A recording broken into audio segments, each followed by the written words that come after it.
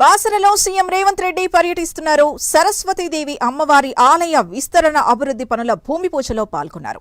225 కోట్లతో బాసర జ్ఞాన సరస్వతి ఆలయ పునర్నిర్మాణం పనులకు శ్రీకారం చుడుతున్నారు. 9 అంతస్తుల రాజగోపురం, ఈశాన్య కోనేరు ఉండనుంది. 3 రెట్లు దేవాలయ విస్తీర్ణం పెరగనుంది. శృంగేరి పీఠాధిపతుల అనుమతితో పనులు చేపట్టనున్నారు. ఇదే అంశానికి సంబంధించి పూర్తి డీటెయిల్స్ మా కరెస్పాండెంట్ అజీమ్ అందిస్తారు. అజీమ్,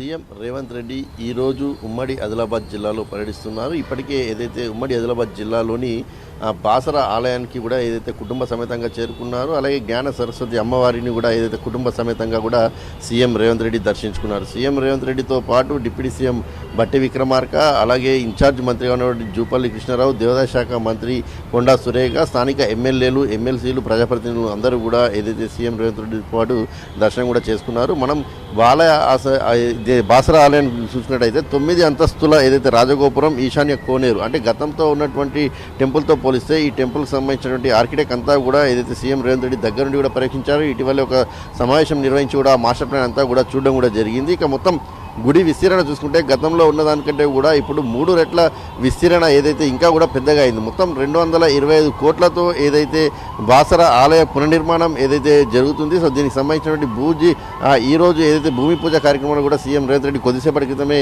పాల్గొనడం కూడా జరిగింది. సో కుటుంబ సమేతంగా ఇటు దర్శించుకోవడంతో పాటు తన మనవడి అక్షరాభ్యాసం కూడా సీఎం రేవంత్ రెడ్డి ఏదైతే బాసరలో కొద్దిసేపటి క్రితమే నిర్వహించారు. ఇక దీంతో పాటు పూర్తి స్థాయిలో ఈరోజు చూసుకుంటే ఉమ్మడి ఆదిలాబాద్ జిల్లాలోనే సీఎం రేవంత్ రెడ్డి పర్యటన ఉంటుంది. ఉమ్మడి ఏదైతే ఆ బాసర ఆలయానికి సంబంధించిన భూమి పూజ కార్యక్రమం తర్వాత కూడా పలు అభివృద్ధి కార్యక్రమాలు కూడా శంకుస్థాపన చేస్తారు. అలాగే దాని తర్వాత పిప్రిలో కూడా ఏదైతే సీఎం రేవంత్ రెడ్డి పలు అభివృద్ధి కార్యక్రమాలకు కూడా శంకుస్థాపన చేస్తారు. ఇంటిగ్రేటెడ్ స్కూల్కి సంబంధించిన విషయంపై కూడా ఏదైతే అక్కడ భూమి పూజ చేసి ఏదైతే ప్రారంభోత్సవ కార్యక్రమాలు కూడా నిర్వహించినట్టు మనకు తెలుస్తుంది. అనంతరం పిప్రిలో జరిగేటువంటి ఏదైతే భారీ బహిరంగ సభలో ఏదైతే సీఎం రేవంత్ రెడ్డి ప్రసంగిస్తారు. సో పిప్రికి సంబంధించినటువంటి విషయానికి వచ్చినట్టయితే గతంలో ఏదైతే ప్రతిపక్ష నేతగా ఉన్నటువంటి బట్టి విక్రమార్క ఏదైతే పీపుల్స్ పేరు మీద ఒక పాదయాత్ర నిర్వహించారు, పిప్రి నుంచే నిర్వహించారు. సో దానికి కానీ ఇప్పటికే 3 ఏళ్ళు పూర్తవుతున్నటువంటి సందర్భంగా ఈ భారీ బహిరంగ సభ నిర్వహిస్తున్నారు. అలాగే ఆదిలాబాద్ జిల్లాలకు సంబంధించి నిర్వహిస్తున్న అభివృద్ధి కార్యక్రమాలపై, ప్రభుత్వం చేస్తున్న కార్యక్రమాలపై సీఎం రేవంత్ రెడ్డి ప్రసంగించేటువంటి అవకాశం కూడా ఉంటుంది. సో పూర్తి స్థాయిలో ఈరోజు బాసరకు సంబంధించినటువంటి ఆలయ పునర్నిర్మాణంపై